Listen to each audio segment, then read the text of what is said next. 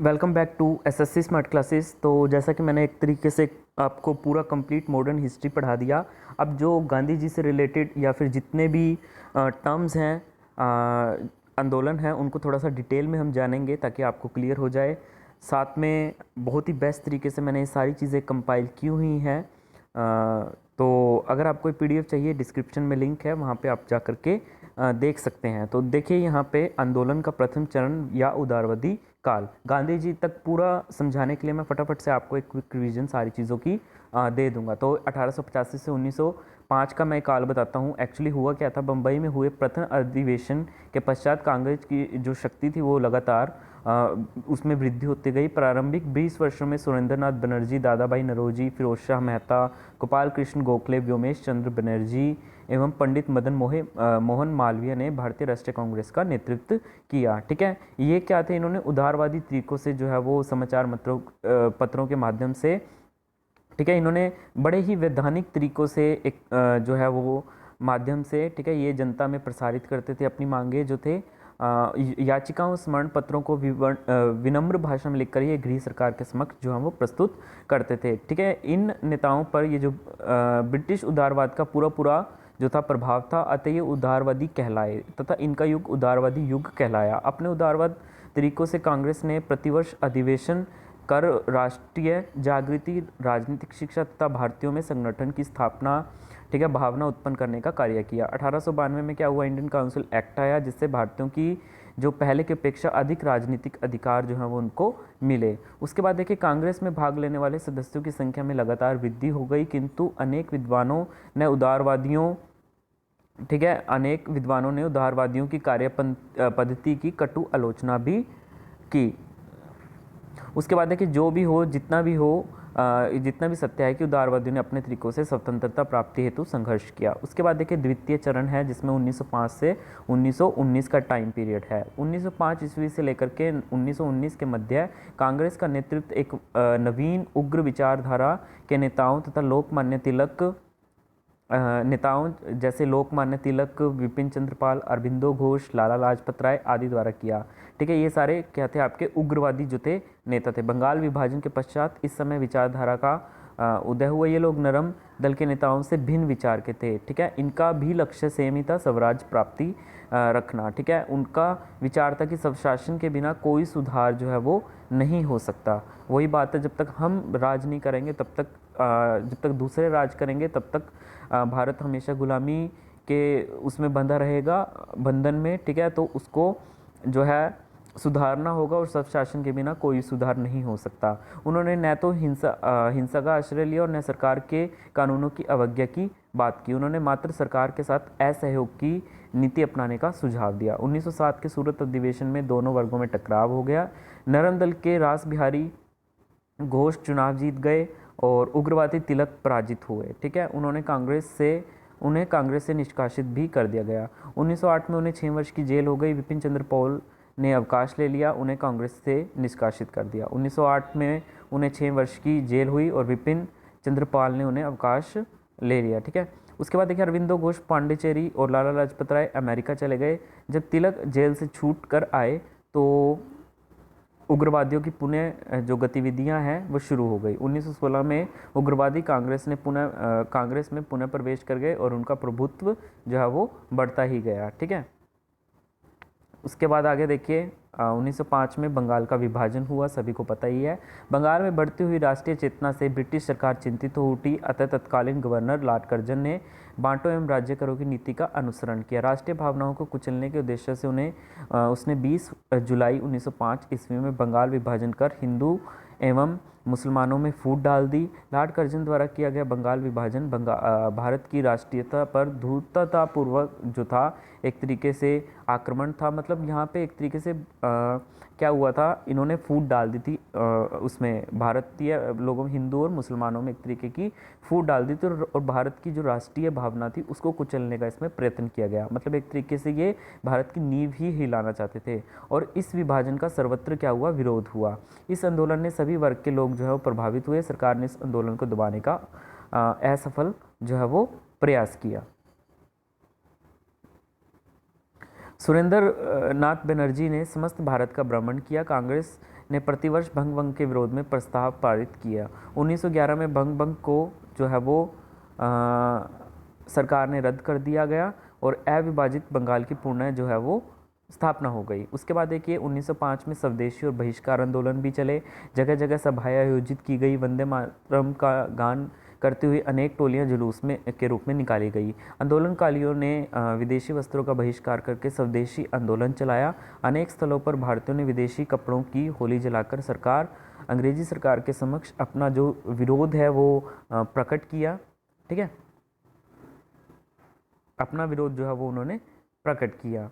गोपाल कृष्ण गोखले ने ब्रिटिश सरकार के सम्मुख लंदन जाकर, ठीक है, ब्रिटिश सरकार के समक्ष लंदन जाकर बंगाल विभाजन रद्द करने की प्रार्थना की। ठीक है, किंतु गोखले की प्रार्थना कर अंग्रेजों ने कोई ध्यान नहीं दिया, चूँकि अंग्रेजी सरकार ने इस आंदोलन को दबाने के लिए दमन का सहारा लिया था। ठीक है, अतः परिणामतः उग्रवाद युग का जो है वो प्रारंभ हुआ। ठीक है, ये जो गोपाल कृष्ण गोखले थे, जो जिन्हें महात्मा गांधी जी का पॉलिटिकल गुरु कहा जाता है, ये ब्रिटिश सरकार के सम्मुख जो लंदन जाकर इन्होंने प्रार्थना की, भाई आप बंगाल के विभाजन का जो रद्द है वो ख़त्म कीजिए।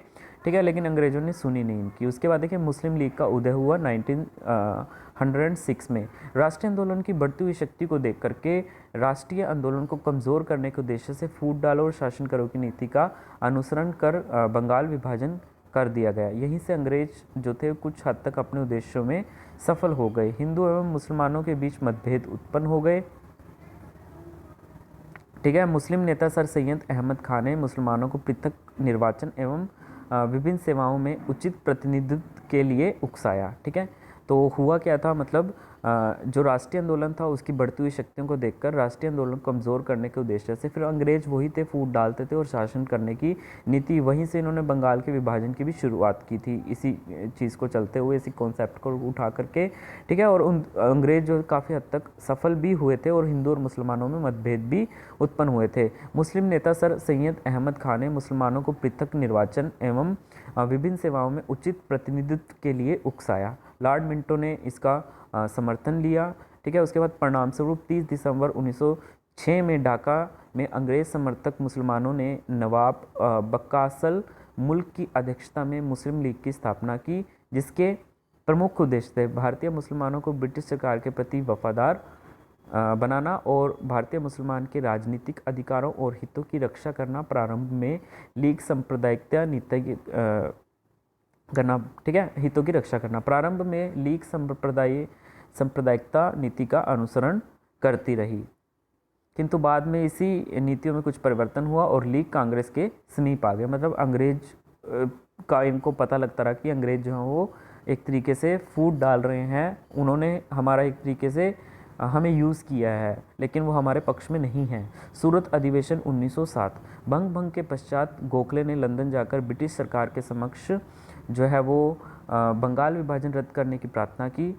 जब उनकी प्रार्थना पर ब्रिटिश सरकार द्वारा कोई ध्यान नहीं दिया गया, तब एक नवीन उग्र विचारधारा का जन्म हुआ। लाला लाजपत राय, लाल बाल पाल और साथ में अरबिंदो घोष, ठीक है, इस विचारधारा के प्रमुख समर्थक तथा उदारवादी नीतियों के विरोधी थे। 1907 के सूरत अधिवेशन में मतभेद और स्पष्ट हो गए। अब कांग्रेस दो दल, नरम दल और उग्र दल में विभाजित हो गई थी। उसके बाद देखिए अंग्रेजी सरकार ने मार्ले मिंटो सुधारों द्वारा उग्रवादियों को अपने पक्ष में करने का प्रयास किया। तो मार्ले मिंटो सुधार 1909 में आया था। ये कंप्लीट मैं आपको जो है वो बता चुका हूँ, तो एक बार फिर से मैं रिपीट कर देता हूँ। देखिए भारतीय सचिव इंडियन सेक्रेटरी मार्ले ने लॉर्ड मिंटो से बातचीत करके 1909 ईस्वी में एक सुधार जो था वो अधिनियम पारित किया, एक सुधार अधिनियम पारित किया जो मार्ले मिंटो के सुधार के नाम से जाना जाता है। इस एक्ट के द्वारा केंद्रीय एवं प्रांतीय सभाओं की सदस्य संख्या तथा उनके अधिकारों में कुछ वृद्धि की गई। हिंदू एवं मुसलमानों के लिए अलग अलग निर्वाचन क्षेत्रों की व्यवस्था की गई। अंग्रेजों की इस नीति ने ही पाकिस्तान का बीजारोपण कर दिया था। उसके बाद देखिए अंग्रेजी सरकार ने इन सुधारों से भारतीय प्रसन्न नहीं हुई।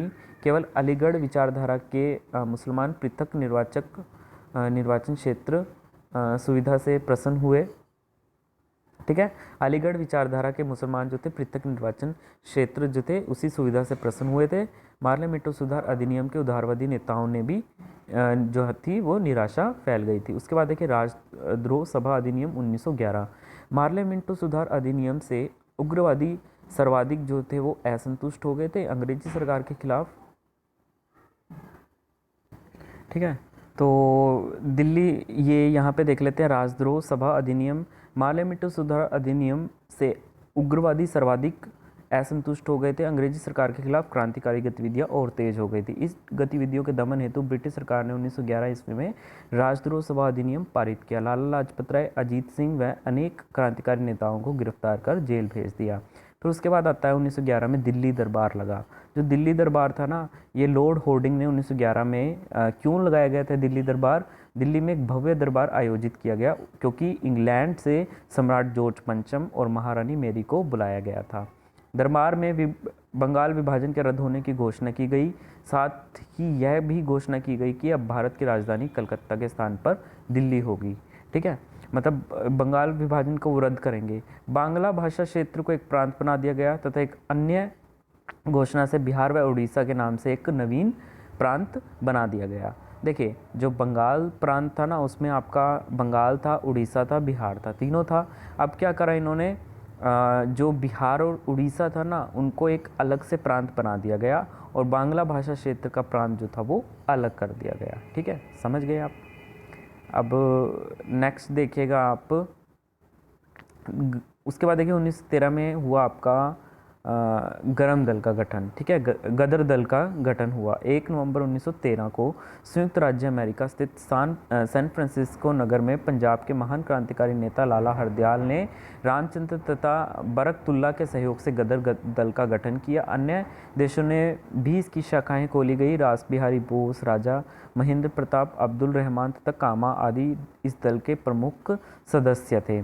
ठीक है, मतलब ये मेन जो था वो 1 नवंबर 1913 ईस्वी को जो था वो संयुक्त राज्य अमेरिका स्थित सैन फ्रांसिस्को नगर में पंजाब के महान जो क्रांतिकारी नेता थे ना, उन्होंने इसका गठन किया था। और उसके बाद मेन था आगे, प्रथम विश्व युद्ध आरंभ होने पर लाला हरदयाल जर्मनी चले गए थे। यहाँ बर्लिन में उन्होंने भारतीय स्वतंत्रता समिति का गठन किया। उसके बाद 1916 में आता है आपका लखनऊ पैक्ट। तो क्या क्या हुआ था, मौलाना अबुल कलाम, ये सारी चीज़ें जो हैं वो इसमें पीडीएफ्स में मैं आपको प्रोवाइड कर दूंगा। ठीक है, उसकी टेंशन मत लीजिएगा आप। लखनऊ पैक्ट 1916 की बात देखिए। मौलाना अबुल कलाम आज़ाद, ठीक है, मौलाना मोहम्मद अली, शौकत अली आदि अनेक ऐसे मुस्लिम नेता हुए जो सांप्रदायिक नीति के विरुद्ध थे। ठीक है, सांप्रदायिक नीति के क्या थे, ये विरुद्ध थे। कौन कौन थे? मौलाना अबुल कलाम आज़ाद, मौलाना मोहम्मद अली, शौकत अली आदि अनेक ऐसे मुस्लिम जो थे वो नेता हुए। उसके बाद देखिए, बाल्कन युद्ध के पश्चात लीग अंग्रेजों से रुष्ट थी, अतः 1913 के अधिवेशन में मुस्लिम लीग ने अपने लखनऊ अधिवेशन में स्वराज्य जो था प्राप्त करने का प्रस्ताव जो है वो पारित किया। ठीक है, 1913 का जो अधिवेशन हुआ था उसमें मुस्लिम लीग ने अपने लखनऊ अधिवेशन में। इस प्रकार बदलती हुई परिस्थितियां तथा हिंदू मुस्लिम नेताओं के सहयोग से 1916 में लखनऊ में कांग्रेस व लीग के मध्य एक समझौता हुआ जो लखनऊ पैक्ट के नाम से जाना गया। ठीक है, कांग्रेस व लीग के मध्य है। ठीक है, लीग के मध्य में। ठीक है, इस अधिवेशन में दोनों संस्थाओं ने मेल करने के उद्देश्य से कांग्रेस व लीग ने एक संयुक्त समिति बनाकर एक योजना तैयार की। इस योजना को कांग्रेस लीग योजना कहा जाता है। इस योजना में मुस्लिम लीग की सांप्रदायिक प्रतिनिधित्व की मांग को मान लिया गया, जिसके बाद अत्यंत ही घातक परिणाम निकले। इसी अधिवेशन में तिलक को आमंत्रित कर उग्रवादियों को कांग्रेस में शामिल कर लिया गया। ठीक है, जो तिलक था ना, उसको आमंत्रित करके वो उग्रवादियों को कांग्रेस में शामिल कर लिया गया। ठीक है, उसके बाद देखिए फिर होम रूल आंदोलन आया 1916 में। होम रूल आंदोलन 1916 में आया था। 1914 ईस्वी में जेल से रिहा होने के पश्चात बाल गंगाधर तिलक ने उग्रवादियों को संगठित करना प्रारंभ कर दिया। 1916 में उन्होंने श्रीमती एनी बेसेंट के साथ मिलकर एक स्वशासन की प्राप्ति हेतु होम रूल आंदोलन चलाया। श्रीमती एनी बेसेंट की प्रेरणा से 28 अप्रैल 1916 ईस्वी को पूना में प्रथम होम रूल लीग की स्थापना हुई। ठीक है, सितंबर 1916 में श्रीमती एनी बेसेंट ने मद्रास में होम रूल लीग की स्थापना की। ठीक है, ये होम रूल लीग के बारे में बता रहा हूँ मैं। तिलक ने अपने मराठा तथा केसरी एवं एनी बेसेंट ने अपने कॉमन व न्यू इंडिया समाचार पत्रों के माध्यम से, ठीक है, जैसा कि मैंने आपको बताया था ना, 1916 में आपका दो आया था, एक तो लखनऊ अधिवेशन हुआ था और एक होम रूल आंदोलन हुआ था। तो जो होम रूल आंदोलन था ये बाल गंगाधर तिलक ने उग्रवादियों को संगठित करना प्रारंभ किया था जब 1914 में जेल से रिहा होने के पश्चात। तो 1916 में श्रीमती एनी बेसेंट के साथ मिलकर उन्होंने स्वशासन की प्राप्ति हेतु फिर होम रूल आंदोलन जो है वो प्रारंभ किया। तो इन्होंने अपने ये समाचार पत्रों के माध्यम से क्या करा था, गृह शासन की जोरदार मांग का प्रचार किया तथा शीघ्र ही आंदोलन समस्त भारत में जो है वो फैल गया था। अंग्रेजी सरकार ने इस आंदोलन को कठोरता से दबाने का प्रारंभ किया। 1917 ईस्वी में अंग्रेजी सरकार ने विद्यार्थियों को इस आंदोलन से दूर रहने की चेतावनी दी। श्रीमती एनी बेसेंट को गिरफ्तार कर लिया गया। उनकी गिरफ्तारी का विरोध करने के लिए तिलक सत्याग्रह शुरू ही करने जा रहे थे कि एनी बेसेंट को सरकार ने रिहा कर दिया। यही नहीं, 20 अगस्त 1917 को ब्रिटिश संसद ने भारतीय सचिव द्वारा यह घोषणा कर दी कि भारत को उत्तरदायी शासन दिया जाएगा। परिणामस्वरूप यह आंदोलन जो है वो समाप्त हो गया था। आगे देखिए, रोलट एक्ट एवं काला कानून। ठीक है, अब मैं डिटेल से सारे एक्ट आपको बताऊंगा। भारत में क्रांतिकारी गतिविधियों पर रोक लगाने के लिए ब्रिटिश सरकार ने न्यायाधीश रोलट की, ठीक है, ब्रिटिश सरकार ने न्यायाधीश रोलट की अध्यक्षता में एक समिति नियुक्त की। परिणाम फरवरी 1919 में रोलट ने 2 विधेयक प्रस्तावित किए। ठीक है, रोलट ने जो पारित होने के पश्चात रोलट एक्ट के नाम से प्रसिद्ध हुए। अनेक भारतीय नेताओं द्वारा इस कानून का विरोध किया गया, किंतु सरकार ने 21 मार्च 1919 को इसको लागू कर दिया। इस एक्ट के अनुसार किसी भी व्यक्ति को संदेह मात्र होने पर उन्हें गिरफ्तार किया जा सकता था अथवा गुप्त मुकदमा चलाकर अपराधी को दंडित किया जा सकता था। इस एक्ट को भारतीयों ने काले कानून की संज्ञा दी। संपूर्ण भारत में इस एक्ट के विरुद्ध प्रदर्शन हुआ। महात्मा गांधी, जो अब भारतीय राजनीति में सक्रिय हो चुके थे, अप्रैल 1919 में देशव्यापी हड़ताल रखा तथा जुलूस निकाले। दिल्ली में स्वामी श्रद्धानंद ने जुलूस का नेतृत्व किया। दिल्ली रेलवे स्टेशन के निकट अंग्रेजों ने जुलूस पर गोलियां चला दी, जिसमें 5 व्यक्तियों की मृत्यु हो गई। लाहौर और पंजाब में उपद्रव हुए। स्वामी श्रद्धानंद व पंजाब के नेता डॉक्टर सत्यपाल के कहने पर गांधी ने दिल्ली की ओर प्रस्थान किया। पलवल में जो थे, ये इंपॉर्टेंट क्वेश्चन है, काफ़ी बार पूछा गया है। पलवल में गांधी जी को ब्रिटिश सरकार ने गिरफ्तार कर बम्बई भेज दिया। ये हरियाणा वाले एग्जाम में पूछा जाता है। पलवल जो है ये हरियाणा का ही है।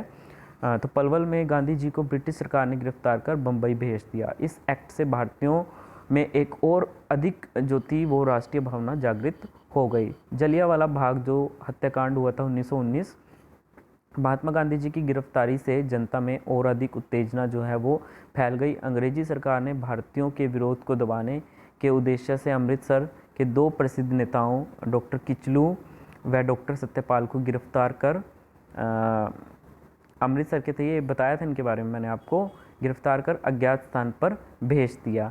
इससे विद्रोह शांत होने के बजाय और भड़का। जब भीड़ अपने नेताओं के संबंध में जानकारी हासिल करने जिला मजिस्ट्रेट की कोठी पर आ गई तो सैनिक अधिकारियों ने भीड़ पर गोली चला दी।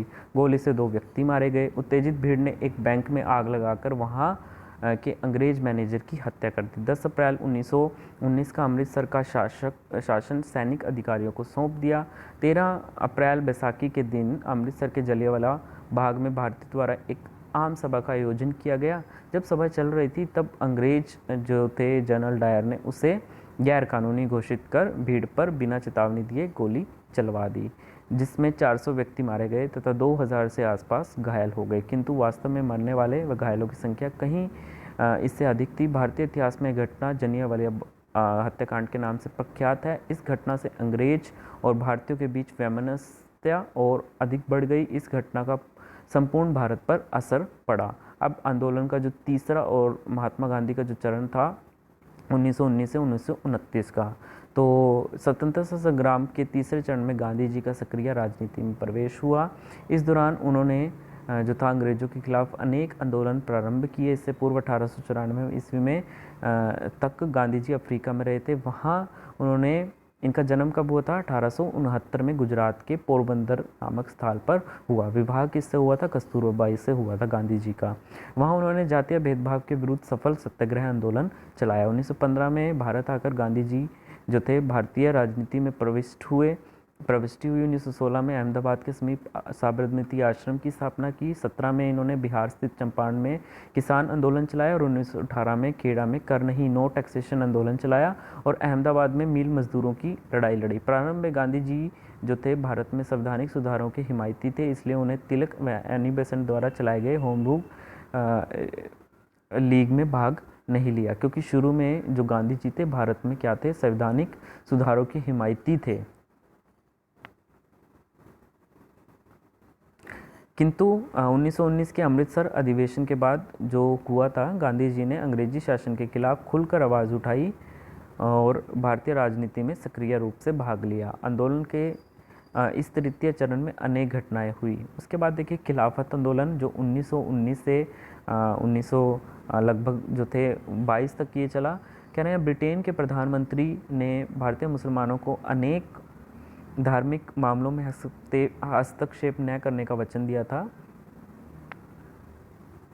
किंतु उन्होंने अपने वचन का पालन नहीं किया और टर्की में खलीफा के पद को समाप्त कर मुसलमानों द्वारा विरोध किया गया। प्रथम विश्व युद्ध की समाप्ति के बाद ब्रिटिश सरकार ने तुर्की साम्राज्य का विघटन करने का निश्चय किया और जिसके कारण भारत में खलीफा आंदोलन जो थे वो प्रारंभ हुए। ठीक है, और उसके बाद देखिए 17 अक्टूबर 1919 ईस्वी को अखिल भारतीय स्तर पर खिलाफत दिवस मनाया गया और यह आंदोलन जो है वो प्रारंभ हुआ। 10 अगस्त 1920 ईस्वी को संपन्न सीवर्स संधि के बाद तुर्की का विभाजन हो गया।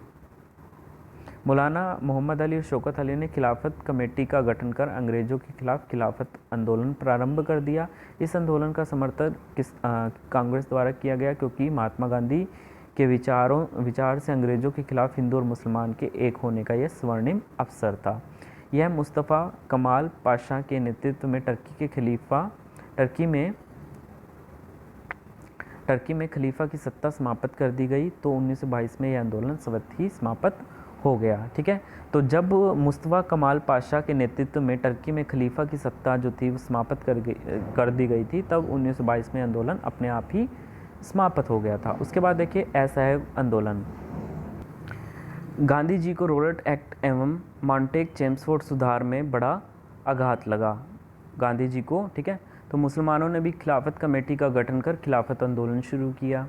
इस आंदोलन में उन्हें कांग्रेस का सहयोग मिला। हिंदू और मुसलमान पुनः एक हुए।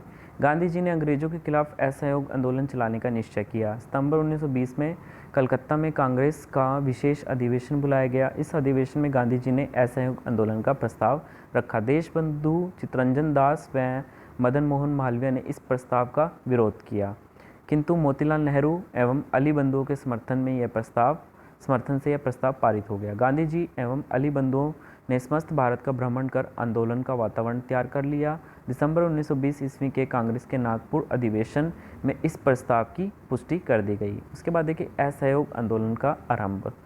प्रस्ताव पारित होने के पश्चात गांधी जी ने असहयोग आंदोलन प्रारंभ कर दिया। इस आंदोलन का भारत का जो था अपार जनसमूह गांधी जी के साथ था। आंदोलनकारियों ने सरकारी उपाधियों को त्याग दिया था। वकीलों ने अदालतों का बहिष्कार किया। विद्यार्थियों द्वारा स्कूल एवं विद्यालय त्याग दिए गए थे। ऐसे होंगे टोटली मतलब यही है कि एक तरीके से जितने भी ब्रिटिश से रिलेटेड चीज़ें थी उन सब का बहिष्कार करना। विदेशी वस्त्रों का परित्याग कर जगह जगह होली जलाई गई। देशी वस्त्रों को अपनाया गया। 1921 ईस्वी में अहमदाबाद में हुए कांग्रेस के वार्षिक अधिवेशन में, यह अहमदाबाद में हुआ था कांग्रेस का वार्षिक अधिवेशन, इसमें आंदोलन को और अधिक तेज करने का निर्णय लिया गया। गांधी जी ने पत्र द्वारा वायसराय लॉर्ड रीडिंग को सूचित किया कि यदि सरकार ने अपना रवैया न बदला तो शीघ्र ही कर न देने का आंदोलन जो है वो चलाया जाएगा। ठीक है, उसके बाद आती है आपकी चोरी कांड व असहयोग आंदोलन की समाप्ति।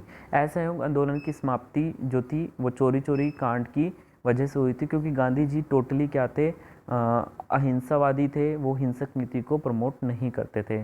तो गांधी जी ने कर न देने का आंदोलन चलाने के लिए ब्रिटिश सरकार को 1 सप्ताह का समय दिया। यह समय अभी पूरा ही नहीं हुआ था कि 5 फरवरी 1922 को उत्तर प्रदेश स्थित गोरखपुर जिले के चोरा चोरी ग्राम में विरोध स्वरूप कांग्रेस के द्वारा एक जुलूस को रोकने का प्रयास किया, जिससे जनता और पुलिस में मुठभेड़ हो गई। पुलिस भागकर थाने में छिप गई और जब उत्तेजित भीड़ ने थाने को घेर लिया और उसमें आग लगा दी। जनता की इस हिंसात्मक कार्यवाही में एक थानेदार व 21 सिपाही जलकर राख हो गए, मतलब टोटल 22 पुलिसकर्मी। इस हिंसात्मक घटना से गांधी जी को बहुत दुख पहुंचा, क्योंकि वे अहिंसा के पुजारी थे। गांधी जी ने 12 फरवरी को बारडोली में कांग्रेस कार्य समिति की एक बैठक बुलाई, जिसमें चोरा चोरी कांड के कारण सामूहिक सत्याग्रह व असहयोग आंदोलन स्थगित करने का प्रस्ताव पारित कराया। प्रस्ताव में रचनात्मक कार्यक्रमों पर जो है वो जोर दिया गया। इस प्रकार गांधी जी का असहयोग आंदोलन स्थगित हो गया। इस अनेक जो थे भारतीय नेताओं द्वारा गांधी जी के इस कदम की कटु आलोचना हुई। इसमें आपके ठीक है, ये सुभाष चंद्र बोस थे, वो भी बिल्कुल अड़े हुए कि यही तो राइट टाइम है, क्योंकि ये जितने भी क्रांतिकारी नेता थे ना, ये तो बल्कि इस चीज़ को एक वो मानते थे कि अभी तो राइट टाइम है ब्रिटिश पर अटैक करने का। उनकी अलोकप्रियता का लाभ उठाकर ब्रिटिश सरकार ने उन्हें 10 मार्च 1922 को गिरफ्तार कर 6 वर्ष के लिए जेल भेज दिया, किंतु बीमारी के कारण उन्हें समय से पूर्व 5 फरवरी 1924 को ही रिहा कर दिया गया। उनकी गिरफ्तारी के साथ ही भारत में असहयोग आंदोलन स्वतः ही समाप्त हो गया। अब आगे आता है स्वराज दल की स्थापना, और फिर है आपका ये सारे हम आगे डिटेल में पढ़ेंगे। कल ये आपका मैं कंप्लीट करवा दूंगा। तो तब तक के लिए धन्यवाद। ये वीडियो अच्छी लगी हो तो इस वीडियो को ज़्यादा से ज़्यादा लाइक करिए, शेयर करिए, सब्सक्राइब करिए। धन्यवाद।